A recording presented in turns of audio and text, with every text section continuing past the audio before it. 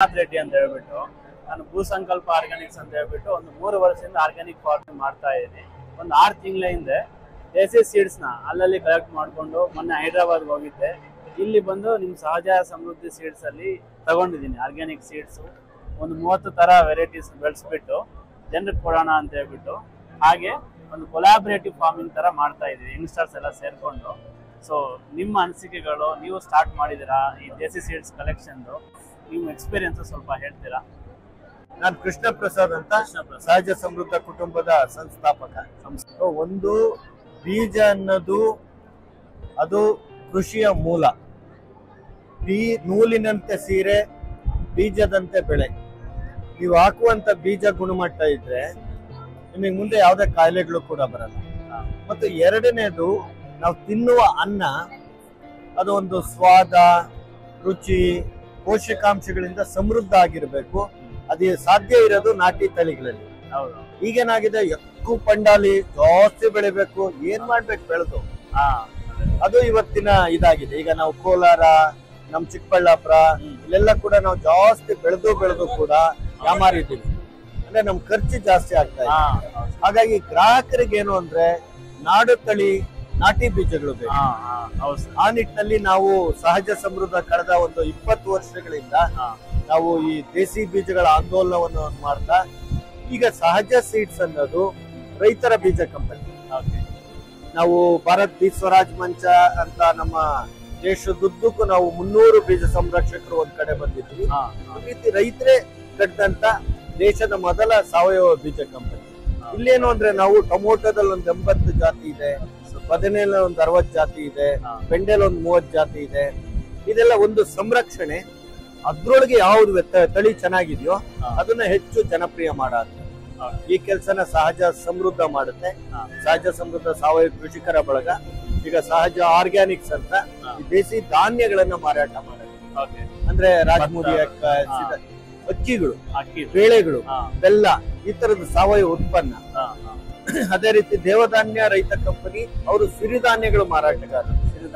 ಹುಲಿಕಾಡು ರೈತ ಕಂಪನಿ ಅಂತ ಅವರು ಸಾವಯವ ತರಕಾರಿ ಬೆಳೆಗಾರರು. ಈ ರೀತಿ ಪ್ರತಿ ಸಹಜ ಸಮೃದ್ಧ ರೈತರ ಜೊತೆಗೂಡಿ ಈ ರೈತ ಕಂಪನಿಗಳನ್ನ ಕಟ್ಟಿ ಈ ದೇಸಿ ತಳಿಗಳನ್ನ ಜನಪ್ರಿಯ ಮಾಡಂತ ಒಂದು ಕೆಲಸ ಮಾಡ್ತಾ ಇದೆ. ಹೇಗ್ ನಡೀತಾ ಇದೆ ಈಗ ಈ ಸೀಡ್ ಬ್ಯಾಂಕ್ ತರ ಮಾಡ್ಕೊಂಡು ಈ ರೈತರಿಂದಾನೇ ಕಲೆಕ್ಟ್ ಮಾಡ್ತಿದ್ದೀರಾ, ಇಲ್ಲ ನೀವೇ ಬೆಳೆಸ್ತಾ ಇದ್ದೀರಾ, ಹೇಗ್ ಮಾಡ್ತೀರಾ? ಒಂದು ಇದು ಸಮುದಾಯದ ಇದು ಯಾವುದೇ ಒಂದು ಖಾಸಗಿ ಸ್ವತ್ತಲ್ಲ. ನಾವು 5,000 ಜನ ಮಹಿಳೆಯರು, ರೈತರು ಅವೆಲ್ಲ ಒಂದ್ ಕಡೆ ಬಂದ್ ಮಾಡಿರೋಂತ ಪ್ರಯತ್ನ. ನಾವು ಕುಂದಗೋಳದಲ್ಲಿ ಇದ್ದೀವಿ, ಹೆಗ್ಗಡದೇವನಕೋಟೆ, ಕೊಳ್ಳೇಗಾಲ, ಸೊರಬ, ಸಾಗರ ಈ ಭಾಗದಲ್ಲೆಲ್ಲ ಬೀಜ ಸಂರಕ್ಷಕರು ಕರ್ನಾಟಕದುದ್ದಕ್ಕೂ ಹರಡೋಗಿದ್ದಾರೆ. ಅದ್ರ ಜೊತೆ ನಾವು ಒರಿಸ್ಸಾ, ವೆಸ್ಟ್ ಬೆಂಗಾಲ್, ಅಸ್ಸಾಮು ಇಲ್ಲೆಲ್ಲ ಕೂಡ ಭಾರತ್ ಬೀಜ ಸ್ವರಾಜ್ ಮಂಚದ ಬೀಜ ಸಂರಕ್ಷಕರಿದ್ದಾರೆ.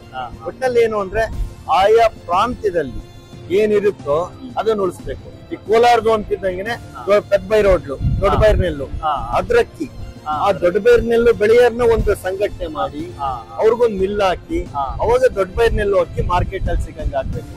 ನಮ್ಮ ಕೋಲಾರ ಭಾಗದಿಂದ ಸಾವಿರಾರು ಜನ ಬೆಂಗಳೂರಿಗೆ ಬಂದು ಸೆಟ್ಲ್ ಆಗಿದ್ದಾರೆ. ಅವ್ರಿಗೆ ಏನು ದೊಡ್ಡಬೈರೋಡ್ಲು ಮಾವೂರ್ದಿ ಮೇನ್ ತಿನಾಲಿ ಇದನ್ನ ನಾವ್ ಹೇಳ್ಕೊಡ್ಬೇಕು.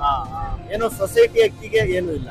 ಈ ತರದ ಪ್ರಯತ್ನವನ್ನ ಸಹಜ ಮಾಡ್ತಾ ಕೊರಲು ವಾಪಸ್ ತಂದ್ವಿ, ಅಂಡ ಕೊರ್ರ, ಆಮೇಲೆ ಕರಿನವಣೆ ವಾಪಸ್ ತಂದ್ವಿ, ಊದಲು, ಬರಗು, ಈ ತರದ 100 ತಳಿಗಳನ್ನ ಮತ್ತೆ ನಮ್ಮ ಅನ್ನದ ತಟ್ಟೆಗೆ ತರಂತ ಒಂದು ಪ್ರಯತ್ನ ನಾವು ಮಾಡ್ತಾ ಇದ್ವಿ.